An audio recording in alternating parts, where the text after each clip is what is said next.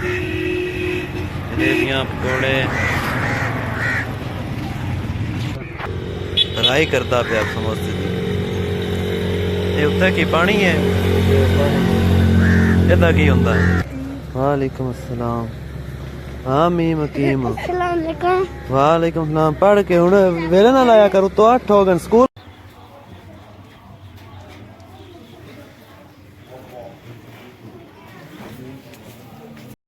बिस्मिल्लाहिर्रहमानिर्रहीम। अस्सलाम वालेकुम नाज़रीन, क्या हाल चाल है? उम्मीद करदा कि तुसां खैर खैरियत नाल होसो। मैं हाँ सैयद मोहम्मद अब्बास ते तुसां वेखदे पे हो अब्बास ओपन लाइफ। तो सब तो पहले जिन्हें साडा चैनल सबसक्राइब नहीं किया वो सबसक्राइब कर लवन। ते अज मैं तुहानू सुबह सुबह का अपना माहौल चेक करो। ए वेखो मेरे पीछे सुबह सुबह गाँव का नज़ारा वेखो। ए उत्ते त्रेल पई हुई है जनाब। ए मैं हुण जा रहा अड्डे ते।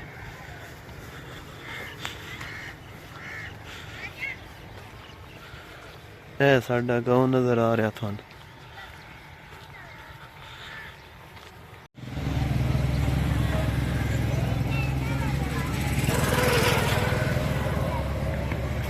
हाँ अज पढ़ी वही ना। वालेकुम अस्सलाम। हाँ मीम हकीम वालेकुम सलाम। पढ़ के हुण वेले ना लाया करो तो 8 हो गए स्कूल। किस टाइम वेना तू? जाऊँ हाँ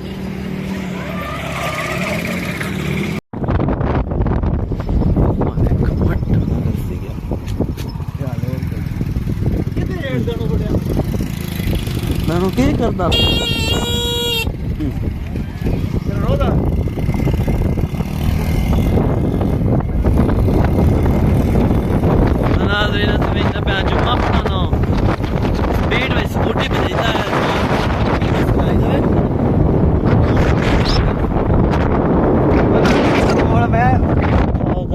जाटे को उस पिक्चर भी समा गया है।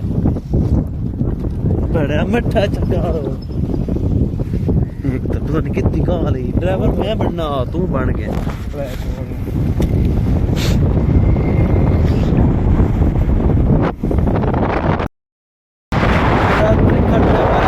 बड़ा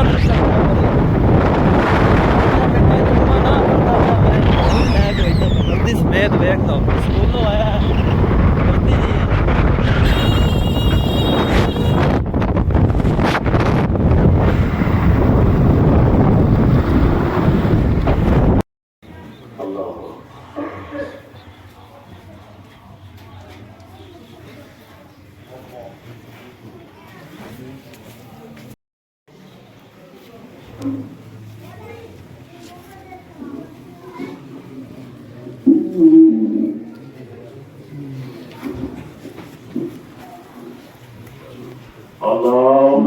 गाँव दियां मच्छी वधियां खलोतियां ना।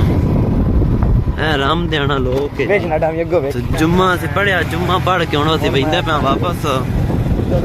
इमाम बरगाह है राम देने का।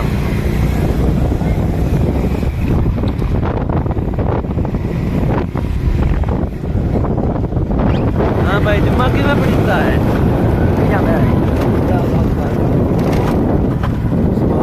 जुम्मा पढ़ के तुम घर पक्का बेचते हैं।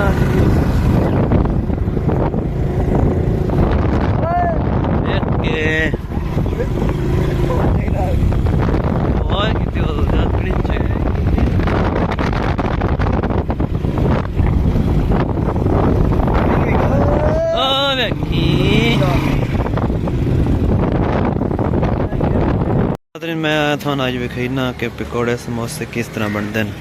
ए बंदा ए जड़ा बंदा है समोसे बना रहा है। ए वेखो फ्राई करता पे समोसे की ये उत्ते की पानी है इदा की होंदा है। सही है जी। ते ए इधर जी पकौड़े बनते पे ना।